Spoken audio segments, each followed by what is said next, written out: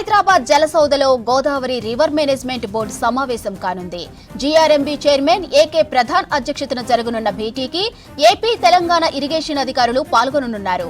ప్రధానంగా గోదావరి బనకచెర్ల అనుసంధానంపై చర్చించనున్నారు. గోదావరి బేసిన్లోని ప్రాజెక్టుల అప్పగింతపై డిస్కస్ చేయనున్నారు. ఇక పోలవరం నుంచి గోదావరి నీటితో పాటు నాగార్జున సాగర్ నుంచి కృష్ణా నీటిని బొల్లాపల్లి రిజర్వాయర్కు తరలిస్తామని ఏపీ ప్రతిపాదించింది. 80,000 కోట్ల రూపాయలతో గోదావరి బనకచెర్ల ప్రాజెక్టు చేపట్టింది ఏపీ.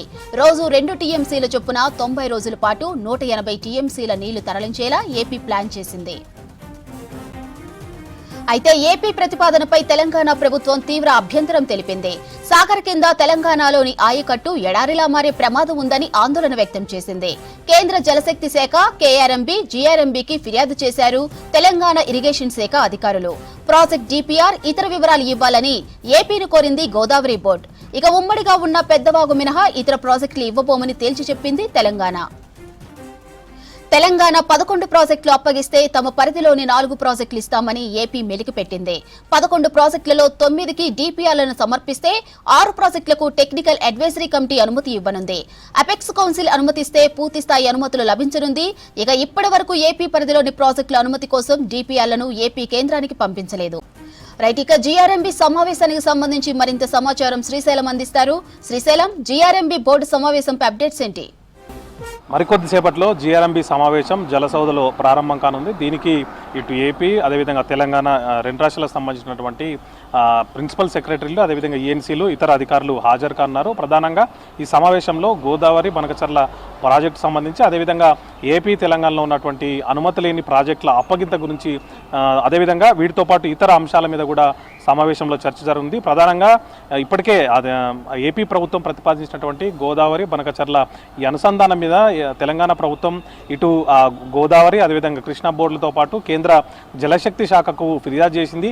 ఆ ప్రాజెక్టు టేకప్ చేయడం వల్ల సాగర్ కింద ఉన్నటువంటి ఆయకట్టు అంతా కూడా ఎడారిగా మారుతుందని చెప్పి తెలంగాణ అభ్యంతరం వ్యక్తం చేసింది. దీని మీద ఈరోజు చర్చించే అవకాశం ఉంది. దాదాపు 80,000 కోట్లతోని గోదావరి బనకచెర్ల ప్రాజెక్టును ఏపీ ప్రతిపాదించింది. దీని కింద పోలవరం నుంచి గోదావరి నీళ్ళని తీసుకొచ్చి పెన్నా బేసిన్కు, రాయలసీమ ప్రాంతానికి తరలిస్తామని చెప్పింది. ఇందుకోసం సాగర్ కింద బొల్లాపల్లి రిజర్వాయర్ నిర్మిస్తామని కూడా ప్రతిపాదించింది. ఈ ప్రతిపాదన మీద తెలంగాణ ప్రభుత్వం అభ్యంతరం వ్యక్తం చేసింది. బొల్లాపల్లి రిజర్వాయర్ నిర్మించి అటు గోదావరి నీళ్లతో పాటు ఇటు కృష్ణా నీళ్లను కూడా తీసుకుపోతామని ఏపీ ప్రతిపాదించడం పట్ల అభ్యంతరం వ్యక్తం చేసింది. దానివల్ల సాగర్ కింద ఆయకట్టు అంతా కూడా ఎడారిగా మారుతుంది. అది తమకు ఆమోదయోగ్యం కాదని చెప్పి ఇప్పటికే తెలంగాణ ప్రభుత్వం 2 బోర్డులతో పాటు కేంద్రానికి కూడా ఫిర్యాదు చేసిన నేపథ్యంలో ఇప్పటికే గోదావరి బోర్డు కూడా ఈ గోదావరి బనకచెర్లకు సంబంధించినటువంటి ప్రాజెక్టు డిపిఆర్ కానీ ఇతర వివరాలు ఏమున్నాయి అవన్నీ కూడా సమర్పించాలని చెప్పి, ఇవ్వాలని చెప్పి కోరింది. అయినప్పటికీ కూడా ఏపీ ప్రభుత్వం, ఏపీ జలవనరుల శాఖ దీని నుంచి స్పందన లేదు. దీంతో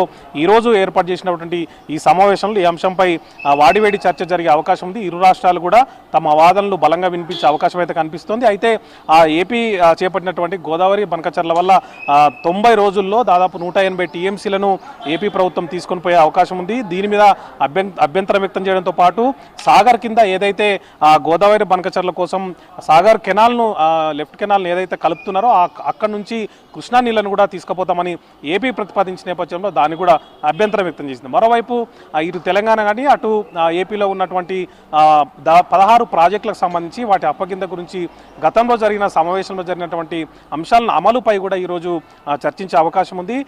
2021లో కేంద్రం ఇటు ఏపీలో ఉన్నటువంటి 4, అదేవిధంగా తెలంగాణలో ఉన్నటువంటి 11 ప్రాజెక్టులు పెద్దవాగుతో పాటు 12 ప్రాజెక్టుల అప్పగించాలని చెప్పి గెజిట్ జారీ చేసింది. ఆ గెజిట్ అమలు మీద కూడా చర్చించనున్నారు. అయితే దీని మీద అప్పట్లోనే తెలంగాణ ప్రభుత్వం అభ్యంతరం వ్యక్తం చేసింది.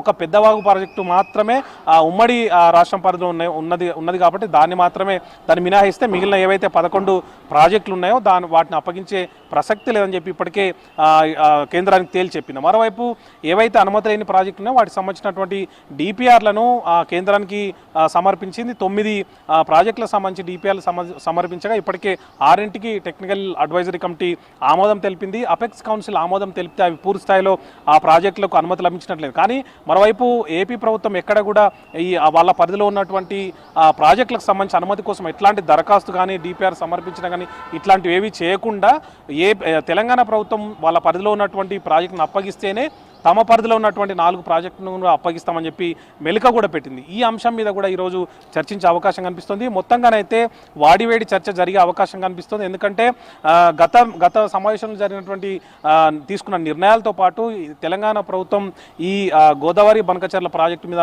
లేవనెత్తిన అభ్యంతరాలు, అదేవిధంగా ప్రాజెక్టుల అప్పగింత సంబంధించి అంశాలన్నిటి మీద కూడా కూలంకషంగా వాడివేడిగా చర్చ జరిగే అవకాశం అయితే కనిపిస్తోంది మాదిరి.